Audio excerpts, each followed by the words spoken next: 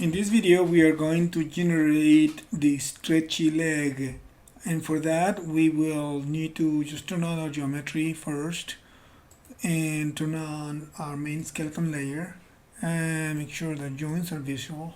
And to start with it, we are going to create a way for us to measure the leg and know how its length and scale behaves so that we can modify it by scaling the joints when they need to stretch the leg.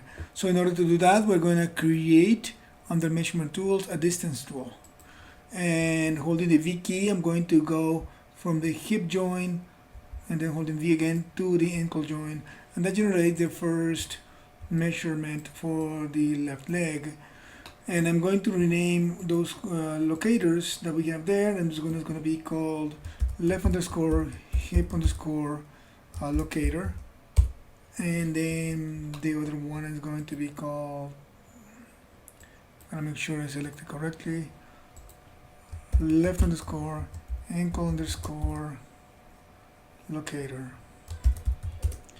Okay, so I have those two, and I'm going to call this distance measurement, I'm going to call it left leg the underscore distance, just to make sure that I have it all named properly.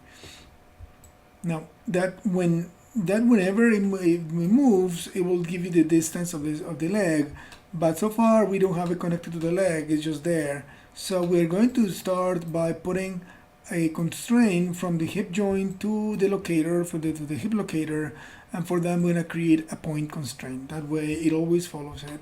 And the other one, we're going to do the ankle to be a constraint, but not from the joint itself. We're going to do it actually from the controller.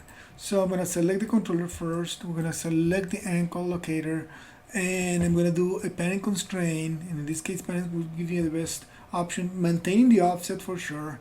I'm going to say add it. That way when I stretch the leg, I will, or at least when the measurement goes longer, the number will change accordingly. And that gives me the distance of the leg. Then I am going to, since we made our rig with the legs semi-bent, I'm going to calculate what it is the longest this leg will go and from what point it is going to start stretching.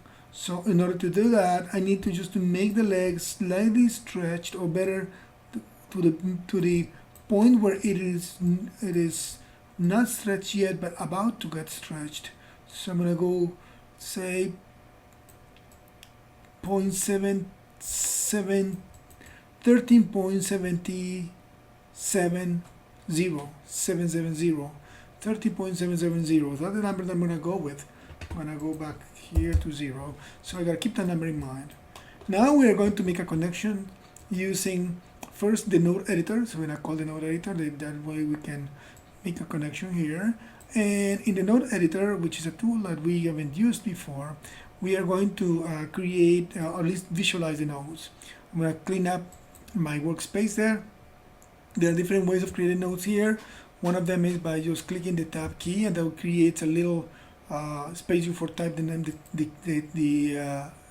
name of the node, or you can right click with your mouse and hold, and you can create a new node. This makes the node from the Hypershade container pop up, and you can go under utilities. In this case, we are going to use a multiply divide tool for us to use in this process. I'm going to find that there is multiply divide that is created, and what we're going to do is we're going to connect in the multiply divide, we're going to connect that to the distance tool that we just created.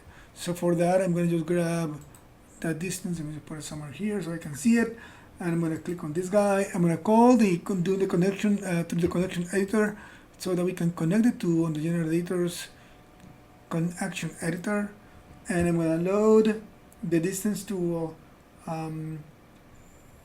to it, but I don't need the actual transform node of the distance tool. I need the shape node of the distance tool. So I'm going to make sure that I could just say display shapes and open it up and click on the displays node there. That way I can load that on the left. I can scroll down and make sure that they find distance value there. So I'm going to use that one. And then on the right, I'm going to load the multiply. So I'm going to load the multiply. Okay, if I look at the multiply on the data generator, that's how it looks.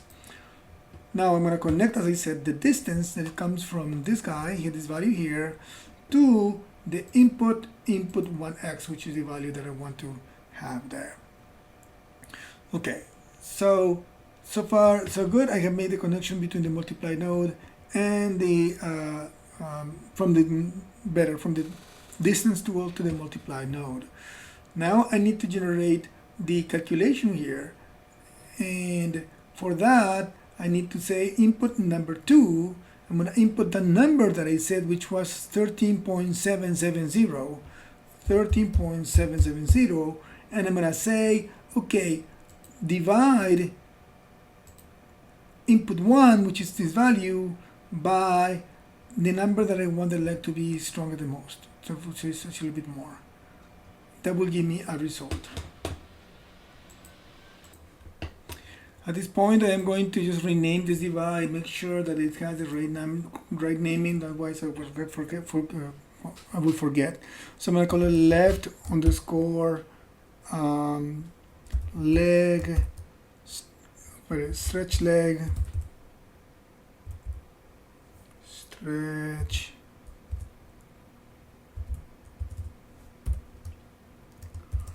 leg divide.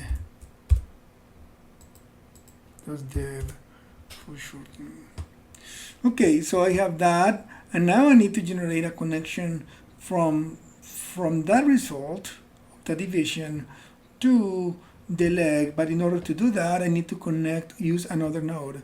So for that, I'm going to just go back to my node editor. I'm going to use the tab key, and I'm going to use the condition utility. Condition, if you remember, we've used it in the past, and the condition utility will allow me to generate a relationship within the division that the divide node is doing and the scale of the object. So the condition works in the following way. We're going to connect the output of this division to the first term of the condition node. So I'm going to load this guy on the left. I'm going to load this guy on the right of the connection generator. So I'm going to say the output in X is going to be connected to the first term. At the same time, I want to connect it to the color is true. So I'm going to say color is true in X, in R, in this case we're with RGBs. But I'm not going to keep it equal. I'm going to say if it is greater than that value, if this value is greater than the second term, which is 1, then the value should be the result that comes from the multiply divide. If it is less than 1, then it'll be the value will be just 1, meaning the leg will stay at 1. So now we have that. Now we just need to do the connection between that condition and the leg, and just simply grab the condition again, load on the left, and say the out color of the R, which is the R, you think of R, G, and B.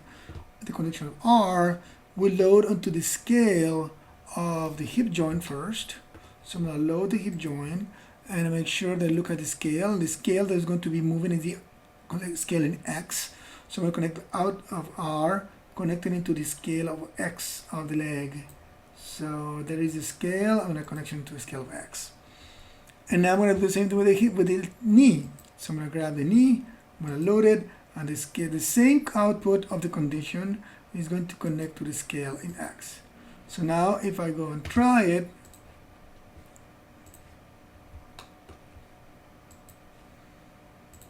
I should be able to get the leg to stay within the format, within the scale that it needs when it is small, but when it is longer than what you need it to be fully stretched, the leg will stretch to wherever you want it to stretch. Alright, so I'm going to do the same process for the other leg. and hopefully this will be good for you too.